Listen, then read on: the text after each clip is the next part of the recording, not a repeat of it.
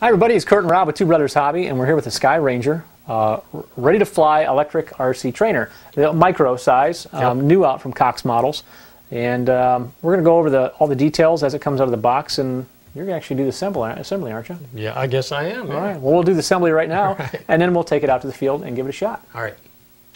We've got two major components when come out of the box. One is the fuselage. The decals are already applied. The control surfaces are already pre-hinged with the control rods installed. We've got our all-in-one unit inside, which includes the ESC, the receiver, and the servos, already pre-wired to our motor. We've got the safe prop system on there, which the safe prop is the hub and the prop. The hub's already installed on the prop, and it snaps into place here, and that's all there is to it.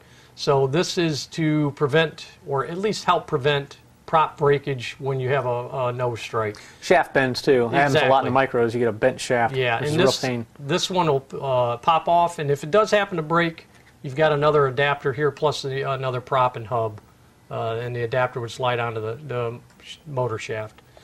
So I'm going to go ahead and pop this back off, and we've got the wing here, which is their Light Flex foam. As you can tell, it's very flexible, so it should be real forgiving for a beginner, which this is a trainer plane.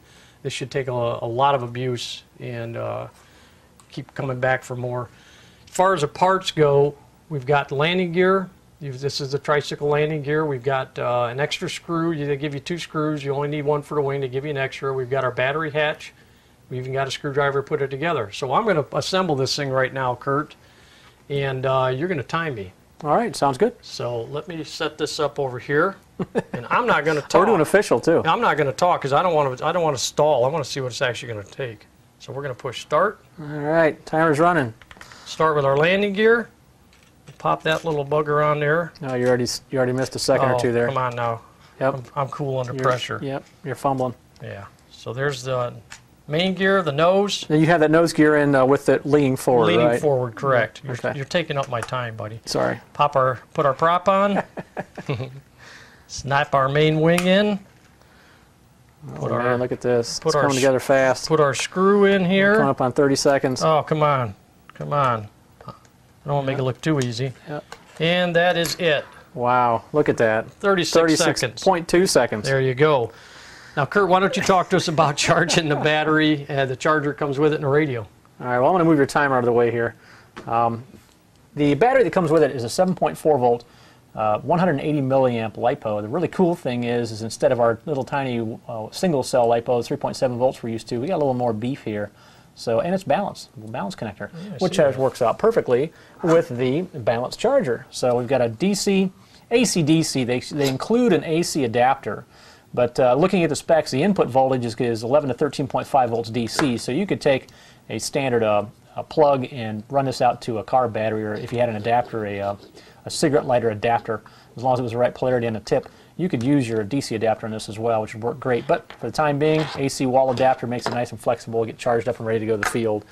4 AA batteries for the transmitter, which the included transmitter can do the dual mode. We've seen this style before. Where we can reverse the antenna and change from mode 1 or from mode 2 to mode 1 depending on your country of origin. We fly in mode 2, which means our throttle's on the left hand side and our ailerons and elevator are on the right quadrant. Now these little stickers on the radio or pieces of paper are telling us when we initialize the radio it needs to be in a down position. So as long as we have the stick down, it sets the range of the throttle. So if you want to make sure that thing's all in the lowest position, so 0 is at the bottom and 100% is at the top. So we'll lower the throttle, kick on your power switch on the top, and you're ready to go. We'll go ahead and throw the batteries in and show the setup real quick.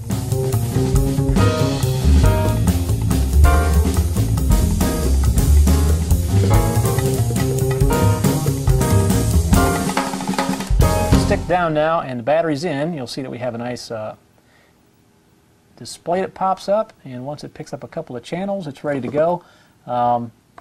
You see our throttle is actually indicated 0 and 100%. It's a 2.4 gig radio system, so with digital trim. So the nice thing is too is you have trim indicators as you take your throttle or you take one of your trims up and down. You do have indication as to where they are, as well as an audible tone when you hit center. So on our right quadrant, or right stick, when we push in and down, you'll see a little half moon up there at the top. When we push in, you'll see that go full, and back to half, that's telling us that we're in low and high rates. So this is a dual rate radio. Digital trims, digital 2.4 gig radio with dual rates. So they really give you a lot of flexibility. When you say this is a trainer, I think they're on the mark. I have real high hopes that we're going to have that flexibility we need for people to go up and actually get the feel of actual flight without constantly crashing because of a real sensitive model. Well, that pretty much covers all the bases, Kurt. We're about ready to take this thing to the gym and see what kind of flight time we got. I think so. We'll charge up our 7.4 volt LiPo and see how it performs. All right.